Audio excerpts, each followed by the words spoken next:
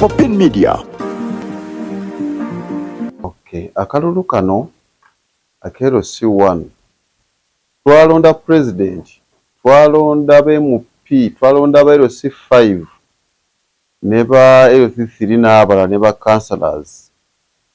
Obululu obwo ne buggwa, naye akalulu akasinga obukulu ke kalulu kero C1 era ffe ng'abakulembeze twagala kukasisaako nnyo essira kubanga oyo omukulembeze ye mukulembeze asooka oba atuuke ddala ku bantu, ye mukulembeze gw'ogenda okuddukirako nga tonagenda wa president, tonagenda wa C5, tonagenda waani. Era ebbaluwa ezeetaagibwa ne bw'oba ogenda ku MP basooka kusaba bbaluwa yaki ya chairman C1. So akakalulu kakulu nnyo ddala. Omulundi guno tetugenda kukozesa nkola eri ey'emabega. Enkola eriwo ya kulonda naye nga oli registered. Registration gye tutegeeza yene yateekebwawo esigaddewo kati ennaku 2 wenjogerera. Olwaleero ennaku z'omwezi tuli nga 9, enkya 10. Olw'enkya bwe lukuyitako nga tonneewandiisa togenda kulonda. Era mbakubiriza mbakunga mwenna, abantu mwenna abatannaba kwewandiisa mudduke bukubirire. Togamba nti nze ndina ndagamuntu tebajja kuŋŋaana kulonda. Nedda, endagamu ne bw'onoobeera nayo naye nga teweewandiisizza togenda kulonda. Eyo enkola y'Electoral Commission gy'ataddewo era gye tugenda okugoberera. Mugende mwewandiise paka enkya olunaku lwonna, tulonde bachapersons baffe, abakulembeze abaffe ddala. Omukulembeze gw'ogenda okuwulira be MP mutwala ebbanga temunnabalaba, naye ono omukulembeze mwangala naye gw'ojja okukuba endulu nga bakumenya. Ye mukulembeze gw'ojja ogamba awo ekibanja wuno akola atya, atulugunya ow'ettaka ntulugunya ng'oli wa kibanja, ensalosalo na buli kimu. Oyo mukulembeze atukwatako ddala ffe ng'abantu abaki abasookerwako abantu abawansi.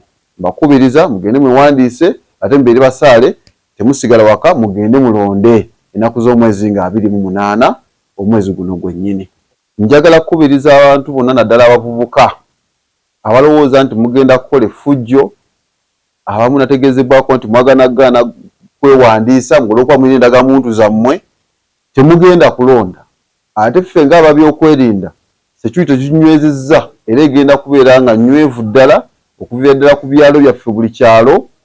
Teri mukozi wa ffujjo yenna agenda kukkirizibwa mu kalulu kano kubanga tulowooza nti ke kalulu ke twagala okuba nga kagenda kutambula bulungi ng'ate temuliimu mbeera yonna ya kwekalakaasa, mbeera yonna ya buvuyo. Twagala abakulembeze baffe ku mutendera gwa LC1 balondebwe bulungi ddala. Njagala nno okukubiriza abantu naddala ba NRM. Akakalulu tukeetaaga nga NRM. Era mbadde mbasaba mugende ku ground mobilizing abantu bagende beewandiise. Twagala ebyalo byonna kubanga byonna bya yero. Twagala mu mpulunguse mugende mulonde. Ba flag bearers njagala kukinyikiza. Ba flag bearers bonna bakutte flag ya NRM mubawa akalulu balondere ddala kubanga abo bantu ate abakiikirira abajja tutwala eddoboozi lya mu kuva wansi paka ewa president oba mu parliament. So mugende mubalonde. Omulundi guno twalowooza nti tugenda kubaamu na buvuyovuyo buli awo. Tugenda flag bearers bonna abalondebwa abaliko mpozi obuli olinga yafa betugenda okukyusakyusaamuuko naye nga tugenda flag bearers ba NRM bonna betuba tulonda kweyo C1. Akatalekeka bane mukuuma obuntu bulamu. Bw'oba ogenda okulonda, londa omukulembeze si kuba nti akwagala nnyo, naye omukulembeze anaakugasa. Omukulembeze ayina obusobozi obutwala ekyalo okukijja ku mutendera ogusooka paka ku gwokubiri. Twagala kulonda abakulembeze batamiivu, twagala kulonda abakulembeze batalina mirimu, twagala kulonda abakulembeze batalina buvunaanyizibwa. Mulonde abantu abalina obuvunaanyizibwa ku kitundu kwe bali, wadde nga muyinza okukola nga si mukwano gwo naye omulaamu obusobozi y'ogwobeerawo akalulu kuba ye president w'oku kyalo. Nzala DC nga sinajja ku kyalo okwo oyo abamu ye mukulembeze w'oku kyalo. Ne president ne waba n'abaana akyala ku kitundu chairman LC1 yasooka okwogera. So mutuwa abakulembeze ab'omuzinzi ate era abamanyi kye bagenda okukola nga beetegefu okuweereza eggwanga lyabwe. Tugenda kulondera wa okulonda kuno kw'abassentebe? Tugenda ekisookera ddala kulondera mu bifo ebyo ebimanyiddwa ku byalo, kuba buli kyalo kirina ekifo kyayo we balondera. Kubeera we nabadde ntambulatambulamu waliwo we nasanze nga bawandiisa nga kati wano nga we tuwandiisiza wafunda we tugenda okulonda. Tetulondera wano, tulina akasomero kaffe ke tutuulako ng'olukiiko lunene we tugenda era okulonda. Nkuledde bamanyi ba buli kyalo kirina ekifo kyayo tekimanya nti ebikujjuko oba bibeera wano, era byebyo ebifo bye tugenda okukola ki okulonderamu, era tebijja kukyuka. Ekyenjawulo ekiriwo okulonda okw'abassentebe kuli nga 28 omwezi guno, then okulonda okw'abannabakyala kuliwo nga 23. Kitegeeza ki? Tusooka kulonda bakyala ne tulyoka kuddako bassentebe, kuba omukyala oyo chairperson agenda n'atuula ku lukiiko lw'ekyalo. Kati tujja kusooka tulonde omukyala then tulonde bassentebe.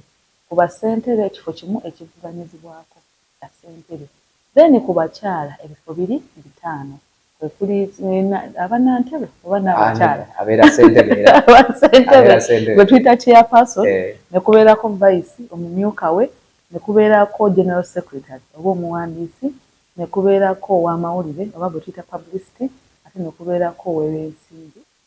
Ku bannabakyala oba abakyala ebifo bigenda kuba 5. Era mbasaba bannaaye tukuume obuntu bulamu, tubeere nga tuleeta bujagalalo. Naddala ak'abakyala nti basooka ne balonda chairperson, abantu ne basimba ne bavaawo, ne baddako ne balonda kino ne basimba ne bavaawo, ne baddako. So tulina okubeera nga tubeera considerate ate ne tubeera organized. Akatale kati ekyo nkubiriza bannakayunga bannange, akalulu k'ekyalo kaba kanene ate katukwatako. Tetusaagala mwesuulire bannagamba ono ali ku kyalo yakuvunaanyizibwako, era babasaba obujulizi bannaye babba ettaka lyange, tumanyi baakola kiki, basooka kugamba ki chairperson waloope wa chairperson nga bayita chairperson omujulizi asooka. So akalulu kano tukawa ekitiibwa ate kaleme kutwawula, tukajjumbire ng'ate tulese kayunga ng'eringa bweri. Tutereka erinnya? Amannya Elizabeth Namirembe, nze akulira ebyokulonda mu Kanyonza. Eyanza n'eyanza.